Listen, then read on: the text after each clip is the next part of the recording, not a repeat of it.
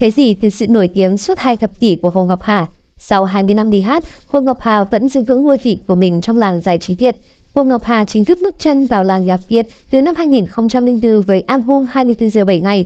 Tính đến nay là tròn 20 năm ca hát của nữ ca sĩ gốc Quảng Bình. Đây là một hành trình không hề ngắn với một nghệ sĩ, bởi hàng ngày, hàng tuần ở showbiz luôn có sóng sau xô sóng trước, biết bao thế hệ nghệ sĩ trẻ xuất hiện. Nữ hoàng thị phi của Guinness 20 năm, ngoài sở hữu những bản hit gắn liền tên tuổi, Hồ Ngọc Hà còn rút túi một gia tài mà có lẽ số phận bắt buộc cô phải nhận, đó là thị phi. Đến nỗi, năm 2017, Đàm Vĩnh Hưng từng có bài đăng động viên đàn em vượt qua sóng gió và hài hước gọi cô là cô thị phi vì liên tục vướng drama, đôi khi là chuyện từ trên trời rơi xuống. Việc kể đến những tin đồn, ồn ào, tranh cãi liên quan đến Hồ Ngọc Hà trong 20 năm qua phải nói là vô số. Nổi bật trong số đó là những thị phi xoay quanh chuyện tình cảm của giọng ca cô đơn trên sofa. Thời điểm mới Nam Tiến tìm cơ hội trong âm nhạc, nữ ca sĩ đã vướng tin đồn tình cảm với Tấn Hưng. Lúc đó, nam ca sĩ Hà Thành đang hẹn hò với thân Quý Hà. Nhiều người cho rằng vì chuyện này mà mối quan hệ giữa Hồ Ngọc Hà và thân Quý Hà rạn nứt, chấm dứt tình chị em, dù trước đó cả hai rất thân thiết. Hay tin đồn, Phương Thanh đã thay mặt người bạn thân là ca sĩ Thu Phương cảnh cáo Hồ Ngọc Hà khi biết đàn em đang hẹn hò ca sĩ Huy MC từng là câu chuyện khiến dư luận bàn tán suốt thời gian dài. Sau này, mối quan hệ giữa Phương Thanh và Hồ Ngọc Hà đã êm đẹp. Cả hai lên tiếng giải thích về tin đồn năm xưa, nhưng đây vẫn là câu chuyện nổi bật trong bộ sưu tập thị phi của nữ ca sĩ quê Quảng Bình. Một trong những ồn ào lớn nhất gây ảnh hưởng đến sự nghiệp của Hồ Ngọc Hà có lẽ là thời điểm xuất hiện là hình ảnh cô thân thiết đến một người đàn ông quê Nghệ An trong khi người này và vợ chưa chính thức ly hôn. Một làn sóng tẩy chay nữ ca sĩ đã xuất hiện rất mạnh mẽ, dữ dội. Thậm chí, trên một diễn đàn, nhiều người kêu gọi hóa đơn không Hà và kiên quyết không mua bất cứ sản phẩm nào có Hồ Ngọc Hà làm gương mặt đại diện. Không chỉ vướng thị phi ở chuyện tình cảm, Hồ Ngọc Hà từng bị nhiều khán giả chỉ trích vì cho rằng cô tỏ thái độ tình hiệu với Harvey Weinstein khi cùng đứng chung sân khấu. Mặc dù đó chỉ là một khoảnh khắc thoáng qua, và bà xã của Trần Hạnh cũng lên tiếng cho rằng tình huống đó không có vấn đề gì, nhưng nữ ca sĩ sinh năm 1984 vẫn hứng chịu chỉ trích từ dư luận suốt một thời gian. Rồi sau này là ồn ào Hồ Ngọc Hà chèn ép một đàn em mà trước đó cả hai từng rất thân thiết, cũng là câu chuyện hút truyền thông, khiến hình ảnh của cô ít nhiều bị ảnh hưởng. Hồ Ngọc Hà nổi tiếng và tai tiếng cũng không biết, thậm chí là nhiều nhất nhìn xấu biết Việt. Điều quan trọng là cách cô đối diện và giải quyết những thị phi xoay quanh mình như thế nào để an toàn hạ cánh khi bão nổi lên. Trước đây, nhiều ca sĩ thường chọn cách im lặng, không đau mình vào dự bão để giải quyết, mà đợi khi mọi chuyện nguội rồi mới tìm cách để lên tiếng, đôi khi là giải oan cho mình. Cô từng chia sẻ, nhiều lúc quá ấm ức, khó chịu thì tìm cách trút ra nên phải đặt chế độ chỉ mình tôi thay thì công khai cho cả làng cùng biết. Đợi vài giờ hay vài ngày sau, khi đủ bình tĩnh thì Hồ Ngọc Hà đọc lại và cảm thấy mọi chuyện không còn quá nghiêm trọng để phải lên tiếng ngay. 6 năm im lặng khi bị déo tên trong ồn ào chèn ép đàn em, sau đó Hồ Ngọc Hà mới khẳng định, Hà cũng nói thẳng luôn là Hà chưa bao giờ, và cũng sẽ không bao giờ nói rằng có người này thì không có tôi. Bởi vì Hà có thể có rất nhiều những điểm xấu hay có rất nhiều những điểm tốt, nhưng Hà là con biết điều và không phải cái đứa mà nghĩ mình là cái rốn của vũ trụ để nói ra điều đó. Thành ra có bất kỳ những lời xào xáo gì ở ngoài kia là vì người ta nghiêm thế và người ta nói thế. Còn Hà chưa bao giờ nói điều đó, hoặc khi cần lên tiếng, cô không trực tiếp minh minh cho mình mà khôn khéo đưa ra lời giải khách quan hơn cho một bài toán khó. Đại gia xí nghiệp lần đầu và cũng là lần cuối xuất hiện trước truyền thông đã giải oan cho nữ ca sĩ khi tiết lộ đối phương không hề hay hiếp. Chuyện ông chưa giải quyết dứt điểm việc ly hôn với vợ. Đồng thời, người này còn gửi lời xin lỗi đến Hồ Ngọc Hà. Hiện tại, dù cuộc sống cá nhân đã êm ấm nhưng thỉnh thoảng nữ và si cam tích vẫn gặp thị phi. Tuy nhiên, cô không còn im lặng như trước mà chọn cách lên tiếng để tự bảo vệ mình.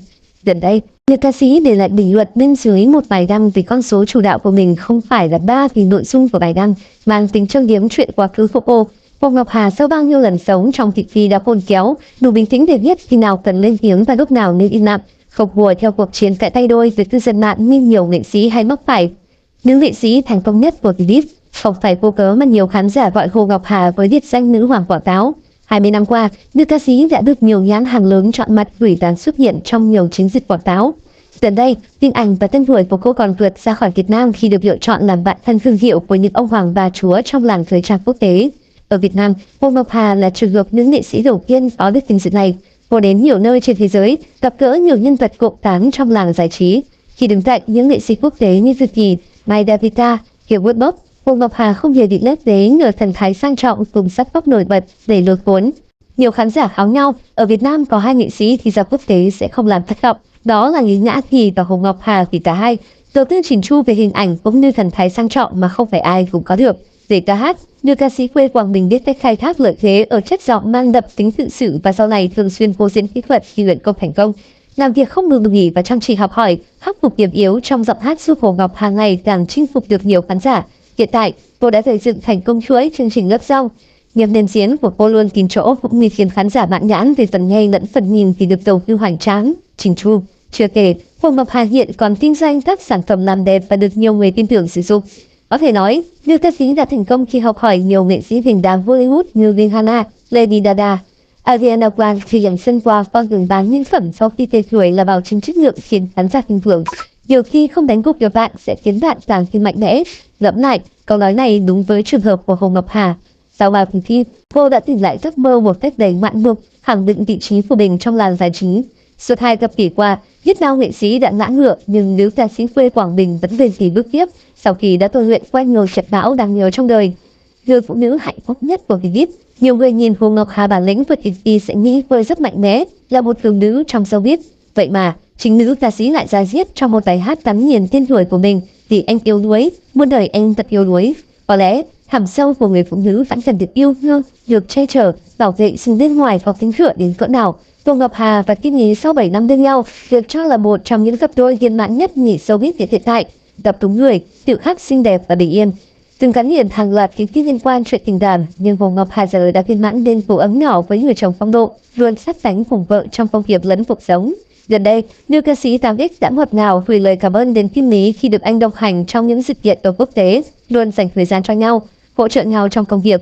Thiệt tình phải cảm ơn bạn trai thật nhiều, không có ấy đồng hành mọi hành trình là nao náo, ngơ rồi. Tại công khai khen chồng của Hồ Ngọc Hà quả là to tay, thì cô biết nâng người bạn đời lên khi công nhận những đóng góp thầm lặng của đối phương và bản thân chọn thái độ nhún nhường. Đây cũng là một cách nữ ca sĩ 8X khẳng định nữ quyền vô cùng khéo léo, đằng sau sự thành công của người phụ nữ luôn có bóng dáng của người chồng. 7 năm bên nhau, Hồ Ngọc Hà và Kim Lý có gần như mọi thứ, từ công việc suôn sẻ đến tổ ấm viên mãn với 2 thiên thần nhỏ Lisa, Dion. Phải chăng, nếu khiếu là một đám cưới thật hoành tráng, Lãng Mạn và Hồ Ngọc Hà sẽ lần đầu được mặc váy cưới, sánh đôi công khai bên người đàn ông của đời mình. Tuy nhiên, với một người đã trải qua biết bao sóng gió như Hồ Ngọc Hà, cô lại sợ điều gì quá trọn vẹn nên đến nay mãi chần chừ về việc tổ chức đám cưới với Kim Lý. Hồ Ngọc Hà trân trọng hạnh phúc hiện tại, nỗ lực vun vén từng ngày, vừa đến đâu mất mặt đến đó thay vì chọn cách tưng bừng khai trương, ân dầm đóng cửa như nhiều trường hợp đáng tiếc trong làng giải trí. Rồi thì hạnh phúc không cần đám đông tung hô mà chỉ cần người trong cuộc hiểu với nhau.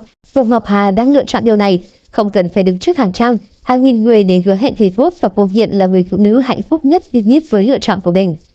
Nắm nhan sắc hay hoa khôi đầu tiên đăng ký dự thi Miss Grand Việt Nam 2024. Cuộc thi Miss Grand Việt Nam 2024 vừa tung hình ảnh, 2 thí sinh là những người đẹp từng giành danh hiệu hoa khôi tại các cuộc thi nhan sắc. Thí thị Thu Phương, sinh năm 2002 đến từ Hà Nội. Người đẹp từng giành danh hiệu hoa khôi thanh lịch Việt Nam 2023. Giải ba cuộc thi ảnh người đẹp áo dài NBTV, Ninh Bình Thành Tiên 2021. Thu Phương chia sẻ bản thân thử cố gắng để trở thành một phiên bản hoàn hảo, nhưng rồi chợt nhận ra rằng không ai là hoàn hảo. Điều quan trọng nhất là chúng ta nên hoàn thiện bản thân từng ngày để trở thành phiên bản tốt hơn chúng ta của ngày hôm qua. Thu Phương nhận được khá nhiều lời khen ngợi của fan rất đẹp, nhiều sắc vóc nổi bật, thành tích thì nhan sắc ấn tượng, hứa hẹn sẽ làm nên chuyện tại Miss Grand Việt Nam 2024.